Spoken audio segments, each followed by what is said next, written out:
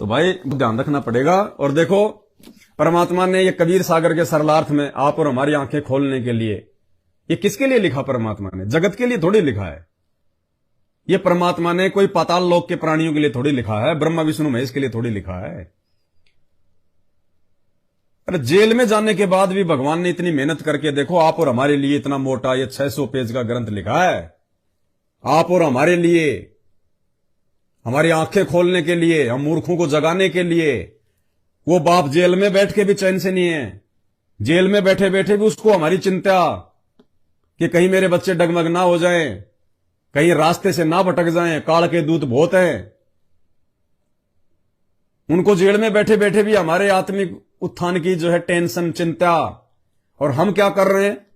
गांधारी बन के जबरदस्ती काली पट्टी बांध के उन फर्जी आश्रमों में जा जाके अपना समय बर्बाद कर रहे हैं। उनको पात्रों को माया दे के अपना धन बर्बाद कर रहे हैं, मर्यादा तोड़ रहे हैं।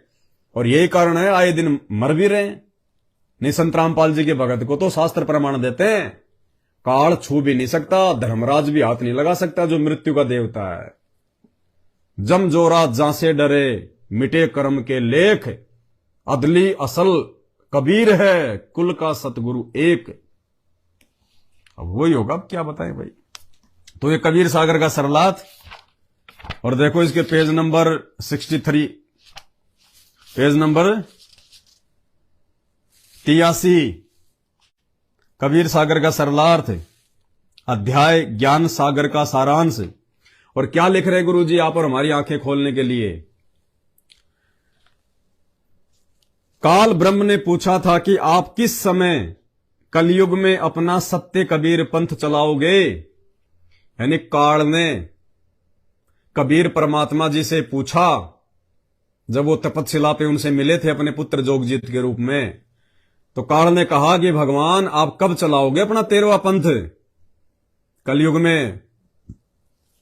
कबीर जी ने कहा था कि जिस समय कलयुग 5505 वर्ष अर्थात 5500 वर्ष बीत जाएगा, तब मैं अपना यथार्थ 13वां कबीर पंथ चलाऊंगा। काल ने कहा कि उस समय से पहले मैं पूरी पृथ्वी के ऊपर शास्त्र विधि त्याग कर, मनमाना आचरण करवाकर, शास्त्र विरुद्ध ज्ञान बताकर, झूठे नाम तथा गलत साधना से अभ्यस्त कर दूंगा। जब तेरा 13वां अंश आकर सत्य कबीर पंथ चलाएगा, क्योंकि परमात्मा ने वहां उससे यह कहा था कि उस समय मैं मेरा अंश पठाऊंगा, मैं मेरी कोई आत्मा भेजूंगा। तो काल ने सोचा कि ये उनकी कोई आत्मा जाएगी। तो काल कह रहा कि उस समय जब तेरा वो अंश जाएगा, तो कहते हैं उसकी बात पर कोई विश्वास नहीं करेगा। और बिल्कुल वैसा ही हो रहा है। दुनिया तो छोड़ो, जगत वाले तो छोड़ो, भगत ही विश्वास नहीं कर रहे। भगत ही विश्वास ना करने का मतलब अपने गुरुजी के वचन पे ना चलना, अपने गुरुजी की शिक्षाओं पे ना चलना, इन वाणियों पे ना चलना, इन वाणियों के विरुद्ध माया जोड़ने में लगे रहना, भक्ति भाव से दूर रहना, जगत भाव में ज्यादा रहना। यह होता है परमात्मा की बात ना मानना। ऐसा नहीं है कि आपने संत रामपाल जी का नाम ले लिया, गले में लॉकेट लटका लिया, हाथ में धागा बांध लिया, मुंह में सत साहिब, आप भगत नहीं बन जाओगे। ऐसे भगत रोज मर रहे हैं अकाल मौत, गाड़ियों के नीचे आके रोज मर रहे हैं, सार नाम तक लेके। तो काल ने कहा उस समय उसकी बात पर कोई विश्वास नहीं करेगा, उल्टे उसके साथ झगड़ा करेंगे। कबीर जी को पता था कि जब कलयुग के 5505 वर्ष पूरे होंगे, तब शिक्षा की क्रांति लाई जाएगी, सर्व मानव अक्षर ज्ञान युक्त किया जाएगा। उस समय मेरा दास सर्व धार्मिक ग्रंथों को ठीक से समझकर मानव समाज से रूबरू करेगा। सर्व परमाणु को आंखों देकर शिक्षित मानव सत्य से परिचित होकर तुरंत मेरे 13वें पंथ में दीक्षा लेगा और पूरा विश्व मेरे द्वारा बताई गई भक्ति विधि तथा तत्व ज्ञान को हृदय से स्वीकार करके भक्ति करेगा। यानी ये तो मालिक का वचन है कि पूरा विश्व उनके शरण में आएगा। ये तो मालिक का वचन है, ये तो होगा। साध वचन पलटे नहीं, चाहे पलट जाए ब्रह्मांड। लेकिन यदि हम उनकी शरण में आके हम उनके वचन पे नहीं चले तो हम तो रह गए, हमारा तो सत्यानाश हो जाएगा, अपना तो काम बिगड़ गया। मालिक ने जो वचन बोल दिया था वो तो पूरा होगा, पूरी दुनिया उनकी शरण में आएगी। 2028 से पहले पहले ऐसी भयानक परिस्थितियां प्रकट हो जाएंगी, मजबूरन इंसान को उनके चरणों में आना पड़ेगा, गिड़गिड़ाना पड़ेगा, जान की भीख मांगनी पड़ेगी। लेकिन आज उनके समय रहते शरण में आकर उनसे ज्ञान लेकर यदि हम उनके वचन पे नहीं चलेंगे तो हमारा तो काम बिगड़ गया। हमारी तो ये परीक्षा चल रही है वर्तमान में। हिसार की छोटी जेल में बैठ के वो कबीर परमात्मा यही तो देख रहा है कि कौन मेरे वचन पे चल रहा है, कौन मेरी आज्ञा में चल रहा है, कौन इस भक्ति को ढीले और छोड़ रहा है, कौन भक्ति को जो है वो डर के कर रहा है कि कल को जब गुरु जी आएंगे तो क्या मुंह दिखाऊंगा। कल को गुरु जी आएंगे और गुरु जी पूछेंगे कि नालायक तूने मर्यादा क्यों तोड़ी, तूने उन कुकर्मों का साथ क्यों दिया, मेरी शिक्षाओं पे क्यों नहीं चला, मेरे कौन से मेरे सत्संग में तूने ये सुन लिया, कौन सी उस पुस्तक में तूने ये पढ़ लिया कि जो मैंने राजनीति करने का आदेश दिया था, रक्तदान दे दान का आदेश दिया था, ये बैडमिंटन के स्टेडियम बनवाने के मैंने आदेश दिए थे, मूर्ख आदमी। तब क्या जवाब देंगे? कबीर साईं मिल लेंगे, पूछेंगे कुशलात, आदि अंत की सब कहूं अपने दिल की बात। उस समय क्या जवाब दोगे? नीची गर्दन। तो अपना तो काम बिगड़ गया, जीवन बर्बाद। उस समय कब? 1997 के बाद जब ज्ञान फैलेगा और 2028 जब वो युग परिवर्तन का समय आ जाएगा, जो ज्ञान गंगा पुस्तक में पेज नंबर 162 या 66 पे लिखा हुआ है कि महायुग परिवर्तन का समय सन 1905 से लेकर 2028 तक स्पष्ट लिखा हुआ है ज्ञान गंगा में। तो 2028 के बाद में वो सतयुग जैसा माहौल शुरू हो जाएगा, क्योंकि जनसंख्या थोड़ी रह जाएगी। अधर्मी, पापी और दुष्ट प्राणी वो भूकंप से, महामारी से, वायरस से, युद्ध से या अन्य प्रकार की आपदाओं से वो नष्ट हो जाएंगे। धरती पे वही बचेंगे जिनमें धार्मिकता होगी। वो चाहे संत और पंथ की भक्ति वो क्यों ना कर रहे हैं, चाहे भक्ति ना भी कर रहे हैं, यदि उनमें धार्मिकता है, भक्ति अंश है, किसी जन्म में परमात्मा की शरण में रहे हैं, तो परमात्मा उन आत्माओं की रक्षा करेगा। तो ऐसा जब होगा तो बहुत थोड़ी आत्मा बचेंगी। भविष्य मल्लिका में तो स्पष्ट लिखा हुआ है कि पूरे विश्व की 30 करोड़ आबादी बचेगी, 30 करोड़, जबकि आज वर्तमान में 8 से 9 अरब है, 8 से 9 अरब। और 2028 तक केवल 30 करोड़ की आबादी शेष रह जाएगी।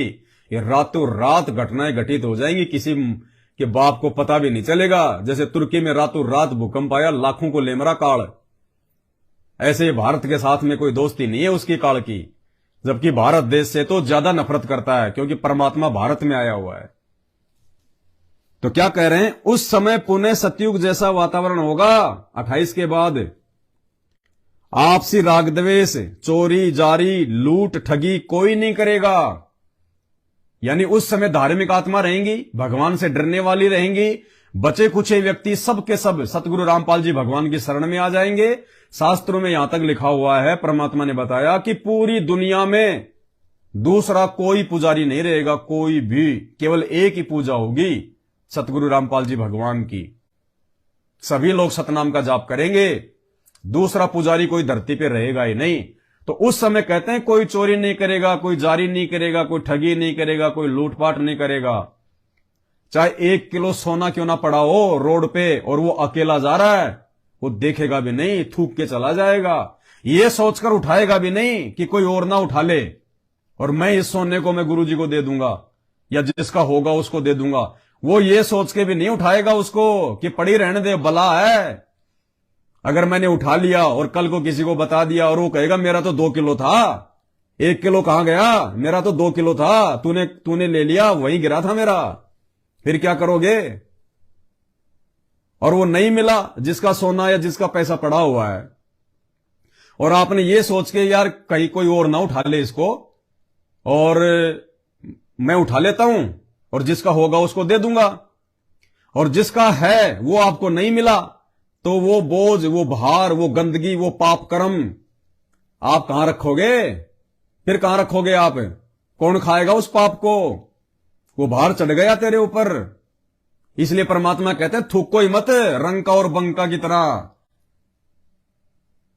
जब रंका उसके ऊपर मिट्टी डालने लगा तो उसकी पत्नी ने पीछे से कहा कि क्यों मिट्टी पे मिट्टी डाल रहे हो, छोड़ो, अपने किस काम की। तो भगत ने तो उठाना ही नहीं है, चाहे 100 का नोट पड़ाओ और चाहे 1 लाख का नोट पड़ाओ, चाहे पूरा बैग पड़ाओ 2-2 हजार के नोटों का, चाहे सोना चांदी पड़ाओ, हमने तो देखना भी नहीं है। देख लिया तो चुपचाप निकल जाओ सीधे, ना किसी को बताओ कि भाई यहां पे पैसा पड़ा है। अगर आपने किसी को बता दिया और उसने उठा लिया, और फिर वो क्या करेगा, वो जगत वाला उसका दुरुपयोग करेगा, वो दोष भी आप लगेगा क्योंकि आपने बताया उसको। इसलिए परमात्मा कहते हैं जैसे लोग गोबर से और लेट्रिन से बच के चलते हैं, कहते हैं इसी प्रकार से अपना पैर ऊपर उठा के अपना बच के निकल जाओ। उठाना भी नहीं है, देखना भी नहीं है, और उस गंदगी को अपने घर पे तो बिल्कुल नहीं लेके आना। उस समय पुनः सतयुग जैसा वातावरण होगा। आपसी राग द्वेष, चोरी जारी, लूट ठगी कोई नहीं करेगा, कोई धन संग्रह नहीं करेगा। भाई और बहनों, हम क्या कर रहे हैं, ये उस समय की स्थिति बता रहे हैं परमात्मा, जब पूरी दुनिया उनकी शरण में आ जाएगी। तो हम तो पहले शरण में आ चुके हैं, हमारे ऊपर तो ये बातें आज ही लागू हो चुकी हैं जो आगे चल के दुनिया पे लागू होंगी। कहते हैं उस समय कोई धन संग्रह नहीं करेगा, भक्ति को अधिक महत्व दिया जाएगा। और आज रात दिन काम धंधे में लग रहे हैं, ओवर टाइम करने में लग रहे हैं। कोई धन संग्रह नहीं करेगा, भक्ति को अधिक महत्व दिया जाएगा। जैसे उस समय उस व्यक्ति को महान माना जा रहा होगा जिसके पास अधिक धन होगा। यानी 1997 में जो परमात्मा ने मार्ग शुरू किया, यथार्थ 13वां कबीर पंथ, कलयुग के 5505 वर्ष पूरे होने पर, तो कहते हैं उस समय से पहले वो व्यक्ति महान माना जा रहा होगा जिसके पास अधिक धन होगा, बड़ी बड़ी कार होंगी, कोठियां होंगी, पैसा होगा।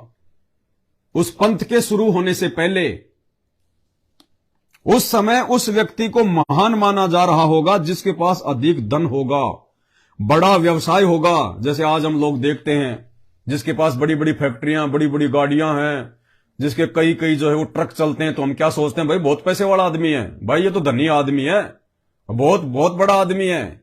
हम उसके वो कर्म नहीं देख रहे कि ये दारू भी पीता है, मांस भी खाता है, 2 नंबर के काम भी करता है, इसके इतने ट्रक चल रहे हैं, कितने पुलिस थानों को, कितनी चुंगियों पे, कितने पुलिस वालों को ये रिश्वत भी देता है। हम उसके बैकग्राउंड में उसके कुकर्म नहीं देखते, उसका धन देख के ये सोचते हैं कि बड़ा महान आदमी है, बड़ा पैसे वाला आदमी है, बहुत बड़ा आदमी है। तो गुरु जी कहते हैं कि 1997 से पहले, मेरा पंथ शुरू होने से पहले, उन लोगों को महान माना जा रहा होगा जिनका बड़ा बड़ा व्यवसाय, बड़ी बड़ी कार कोठी, बड़ा बड़ा धन होगा। जैसे उस समय उस व्यक्ति को महान माना जा रहा होगा जिसके पास अधिक धन होगा, बड़ा व्यवसाय होगा, बड़ी बड़ी कोठियां बना रखी होंगी। परंतु 13वें पंथ के शुरू होने के पश्चात, यानी 1997 के बाद, उन व्यक्तियों को मूर्ख माना जाएगा। जब हमें ज्ञान हो जाएगा, जब आदमी को तत्व ज्ञान हो जाता है, संत की शरण मिल जाती है, इस माया के गुण और अवगुणों से हम परिचित कर दिए जाते हैं सतगुरुदेव भगवान के द्वारा, तो कहते हैं उस समय के बाद, 1997 के बाद, वो व्यक्ति जो पहले बड़ी बड़ी कार कोठियां और पैसे वाला महान माना जा रहा था, कहते हैं उसके बाद, परंतु 13वें पंथ के प्रारंभ होने के पश्चात उन व्यक्तियों को मूर्ख माना जाएगा। और यदि उस पंथ में नाम दीक्षा लेके यदि कोई बड़ी बड़ी कार कोठियां, बड़े बड़े मकान बनाने में लगा हुआ है, 2 के 4 बनाने में लगा हुआ है, नाम लेके भगत बन के, तो सोचो वो कितना दुष्ट प्राणी होगा, उसको कितना नीच माना जाएगा, उसको कितना घटिया इंसान माना जाएगा, जो भगत होने के बाद में और जो धन जोड़ेगा, माया जोड़ेगा, भक्ति से ज्यादा जो है अपने काम धंधे को महत्व देगा, अपने व्यवसाय को ज्यादा महत्व देगा। कहते हैं उस समय उसको मूर्ख माना जाएगा, मूर्ख। और जो भक्ति करेंगे, सामान्य मकान बनाकर रहेंगे, चाहे आपके पास कितना धन क्यों ना है, चाहे आप भगत हो, आपके संस्कार का आपके पास में 1 करोड़ है, तो परमात्मा क्या कह रहे हैं, सामान्य मकान बनाकर रहेंगे, उनको महान, बड़े और सम्मानित व्यक्ति माना जाएगा। यानी 1997 के बाद में नाम दीक्षा लेने के बाद में भले आपके पास कितना ही पैसा है, कितनी प्रॉपर्टी है, कितना ही अच्छा आपका काम धंधा है, नाम दीक्षा लेने के बाद भी यदि आप जगत वालों की तरह वो मार्बल फार्नल, मार्बल टाइल और विदेशी फर्नीचर, ब्रांडेड सारी चीजें, तो परमात्मा कहते हैं मूर्ख माना जाएगा, मूर्ख। और जो सामान्य मकान बना के रहेगा, सामान्य मकान का मतलब क्या होता है? रिक्वायरमेंट ऑफ द फैमिली, आवश्यकता के अनुसार मकान बनाए, मार्बल भी लगाओ, टाइल भी लगाओ, कोई बड़ी बात नहीं, लेकिन ये नहीं कि साहब मेरे को तो सबसे महंगा वाला मार्बल लगाना है, सबसे महंगी वाली टाइल लगानी है ताकि चमचमाती रहे, मेरे को शीशे की जरूरत नहीं पड़े, ना के बाल बाणे हो तो मार्बल में मुंह देख के बालूं। कहते हैं मूर्ख माना जाएगा। उस समय हमने पैसे का सदुपयोग करना है, माया का सदुपयोग करना है, परमात्मा की सेवा में ज्यादा लगानी है। सामान्य टाइल लगा लो, सामान्य मार्बल लगा लो, नहीं, कोई जरूरत नहीं है। हम बिहार में जिस बहन के घर पे गए थे, मुजफ्फरपुर में, पिंकी दासी के, उस बहन ने, हमें याद आ गई हमारे बचपन की याद आ गई हमारे को। मकान तो उन्होंने पहले बना लिया, नाम दीक्षा लेने से पहले 2020 में उन्होंने नाम उपदेश लिया था, तो उन्होंने मकान का काम उन्होंने पहले शुरू कर दिया था नाम दीक्षा लेने से पहले। और उनका मकान केवल कितना बना, बस उन्होंने मतलब दीवार बना ली, उन्होंने मतलब पूरा मतलब ढांचा तैयार कर लिया, छत नहीं डली, लेंटर नहीं डली थी उस समय जब नाम लिया, और ना ही कोई लिपाई वगैरह अंदर से बाहर से, कुछ नहीं। और जैसे उनको नाम मिला उस बहन को, अब वो पिछले जन्म की कोई पुण्य आत्मा है, परमात्मा ज्ञान योग खोल देते हैं ऐसी आत्माओं का, तो उसको परमात्मा भी बार बार उसको दर्शन देने लगे, परमात्मा हर प्रकार से उसके पास में आने लगे, उसको समझाने लगे। और 2 साल के अंदर अंदर परमात्मा ने, जैसे नाम लेके आ गई, तो 2 महीने बाद में परमात्मा ने उसको साथ संगति से जोड़ दिया, और साथ संगति से जोड़ने के बाद में परमात्मा ने उसको प्रेरणा की, और मालिक ने उसको विषय वासना से भी दूर कर दिया। जबकि उसके एक बेटी है, केवल एक बेटी है, उस परिवार में 3 ही सदस्य हैं, बहन है, उसके भगत जी हैं, और एक बेटी है, बेटी होगी 12-13 साल की या 14-15 साल की। तो बहन भी उपदेशी, बेटी भी उपदेशी, और उनका भगत भी उपदेशी। उस बहन ने अपने भगत को अपना भाई बना लिया। यही परमेश्वर के ज्ञान का असर होता है। जब आपको ज्ञान हो जाएगा इस बात का कि हम एक परमात्मा के बच्चे, एक भगवान से उपदेश प्राप्त है, हम आपस में गुरु बहन और गुरु भाई हैं, फिर उस कुकर्म के लिए जगह नहीं बचती भक्ति मार्ग में। अब बिना ज्ञान के तो चाहे पूरी जिंदगी लगे रहो। उसने विषय वासना से मुंह मोड़ लिया, और उसने केवल अपने भगत को एक बार ही कहा था कि भगत जी आज के बाद में ये कर्म दासी नहीं करेगी, चाहे घर में रखना चाहे घर में ना रखना, आपकी मर्जी। मुझे भगवान मिल गया, परमात्मा मिल गया, मुझे पूरा विश्वास है, रोड पे बैठ के भक्ति कर लूंगी, लेकिन बकवाद में भक्ति नहीं करूंगी। नाम लेने के मात्र 2 या 4 महीने बाद में बहन ने उन विषय विकारों से मुंह मोड़ लिया, और वो मकान जो बहुत अच्छा बनाने की सोच रहे थे, भगत जी उसका फास्ट फूड का काम करते हैं, बड़े अच्छे वो कारीगर हैं, कलकत्ता में उनका काम था बहुत बढ़िया। तुरंत भगत जी को कह दिया कि मुझे कोई बेटा नहीं चाहिए, मुझे अपने संस्कार आगे नहीं बढ़ाने, बस एक बेटी दे दी भगवान ने, बहुत है, मैं और बच्चे पैदा नहीं करूंगी, विषय भोग नहीं करूंगी। मुझे तो गुरु जी कह रहे हैं कि बेटा ये ओम नाम की कमाई करके तने ब्रह्मा जी का ऋण उतारना है, और मैं विषय विकार में लिप्त रह के रजोगुण से भोग विलास करके मैं ब्रह्मा जी का जो है भार चढ़ा रही हूं।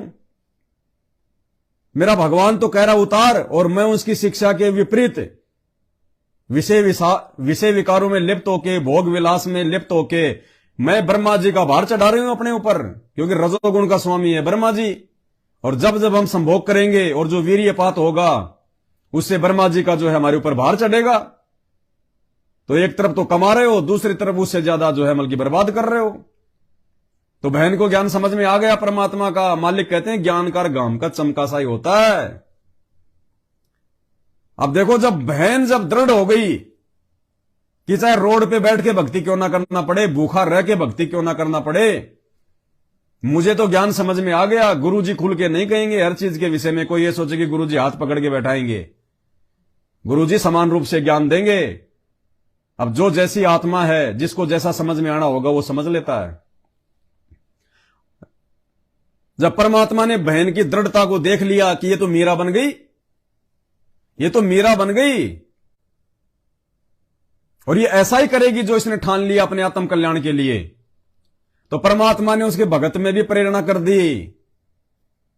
उसके भगत को भी परमात्मा ने प्रेरणा कर दी। भगत एक बार के कहने से मान गया, बोला ठीक है कोई बात नहीं, हमने तो अपना आत्मिक उद्धार करवाना है, हमने तो मोक्ष प्राप्त करना है, कोई बात नहीं, आज से भाई बहन का रिश्ता।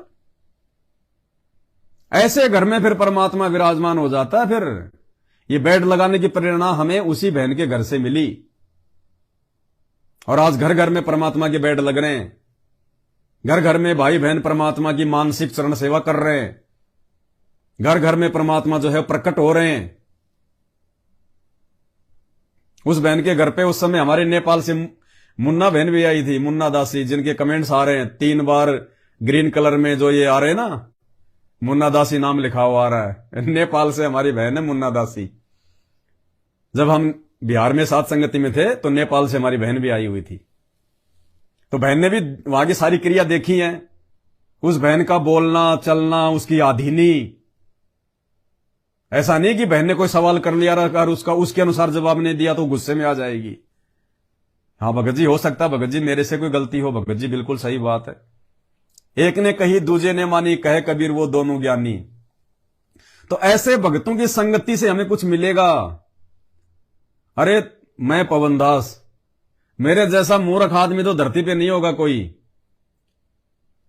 जब मैं स्कूल में पढ़ता था 5वीं और 6ठी क्लास में, तो हमारा जो प्रिंसिपल था उसने इतने डंडे मार मार के अपनी जिंदगी में नहीं तोड़े होंगे जितने 2 साल में मुझे मार मार के तोड़ दिए। और ऐसे नॉर्मल तरीके से नहीं मारता था। 4 लड़के बुलवाता था, 2 मेरे हाथ पकड़ते थे, 2 मेरे पैर पकड़ते थे और मुझे उल्टा जमीन पे लिटाते थे, और फिर वो मारता था मुझे पीछे से और पैर के तलवों पे मारता था। डंडा टूट जाता था, पता नहीं उसमें भी कोई भूत ही सवार था क्या। और मैं भी ऐसा निकम्मा था, रोता बहुत था लेकिन आंसू एक नहीं आता था। और किस बात को लेके पिटाई? 6ठी क्लास में पढ़ रहा था मैं, 4 का पहाड़ा नहीं आता था, 4 का पहाड़ा।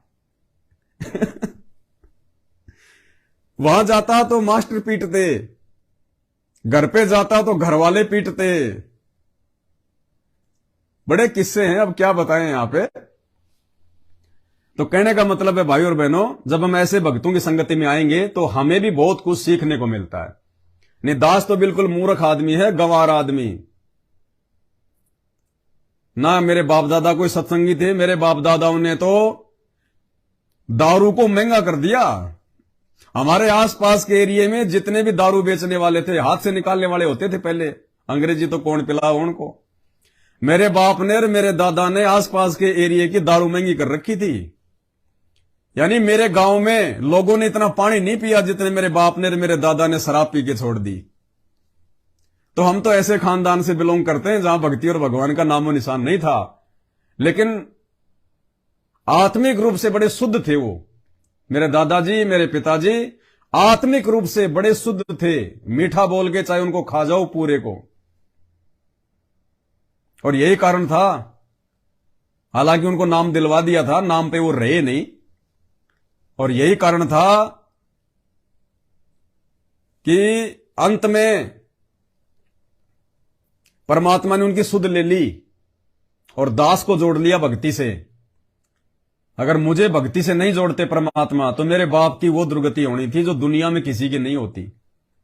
लेकिन इतनी शराब पीने के बाद, हे भगवान, मेरा बाप अगर शराब नहीं पीता तो पैदा होते मैं 50 लाख की गाड़ी में घूमता, इतना पैसा था। जिस समय, कब की बात है, बहुत बहुत पुरानी बातें हैं, 60-70 साल पहले की। हमारे दादाजी के पास में 4-4 ऊंट गाड़ियां थी, 4-4 ऊंट गाड़ियां। उस समय ऊंट गाड़ी होना, आज एक 60 लाख का मतलब डंपर मान लो। एक ऊंट गाड़ी की कीमत उस समय यह थी कि आज एक 60 लाख का डंपर। लेकिन उन्होंने पैसे में सारा पैसा उड़ा दिया, दारू में सारा पैसा उड़ा दिया उन्होंने। और दास को परमात्मा ने जोड़ लिया, इसलिए उनकी बुढ़ापे में सेवा हो गई। नहीं, उनके कर्मों के आधार से उनकी वो दुर्गति होनी थी, दुनिया देखती। लेकिन मालिक बड़ा दयालु है, इसलिए तो हमें विश्वास होता है कि हम तो भगवान पे पूरी तरह से मतलब दृढ़ है, आरूढ़ है। और मेरा बाप, मैंने 2 महीने भक्ति करी और परमात्मा ने उसके 50 साल के कुकर्मों को माफ कर दिया। उसके कुकर्मों को माफ कर दिया परमात्मा ने। इतनी दारू पी उसने जिसकी हद नहीं, और कभी उसने जुकाम की गोली नहीं खाई, कभी वो बीमार नहीं हुआ। और बुढ़ापे में परमात्मा ने उसकी ऐसी सेवा करवाई जैसे हम अपने जमाई की करते हैं, जैसे कोई अपने बटेऊ की सेवा करता है, अपने लड़के की पति की सेवा करता है। तो मेरे को बड़ा दृढ़ विश्वास हुआ कि ये भगवान, इसने तो 2 महीने तेरा नाम जपा था, उसके बाद तो ये छोड़ दी थी इसने, वापस ये शराब पीने लग गया था। और जब लास्ट में चल के जब ये आंखों से अंधा हो गया, एक कानों से बहरा हो गया, तो बाप था इसलिए मैं उसको अपने पास ले आया। एक तरफ तो मैनेजमेंट के साथ में जो है ये संघर्ष, रोजी रोटी के लिए काम धंधा, बाप को साथ में रखना, मां भी साथ में, किराए के मकान। 8 साल बड़े भयंकर निकले, बयान नहीं किए जाते, तो भगवान का आशीर्वाद था जो दास ने निकाल दिए। नहीं, मेरी औकात नहीं थी। 3 साल तक मेरा बाप मेरे पास में रहा, अंधा गूंगा, मतलब बोलता तो था, अंधा और जो है बहरा बन के। और मालिक ने उसकी घर में सेवा करवाई। तो हमें विश्वास हुआ कि परमात्मा, इसने पूरी जिंदगी तो इसने कुकर्म किए, कोई अच्छा काम नहीं किया। शराब, बीड़ी, गुटखा नहीं खाता था। वो खन्नी वगैरह क्या होती है, जर्दा वगैरह जो लगाया जाता है होठ के नीचे, क्योंकि हम तो बचपन से जो है वो मतलब देखते आ रहे थे ना। शराब, हे भगवान, बस बात ही छोड़ दो। रोजाना 1 से 1.5 बोतल रोजाना देसी, उसके बराबर बैठ के कोई उसकी कोई जो है कंपटीशन में नहीं था कोई।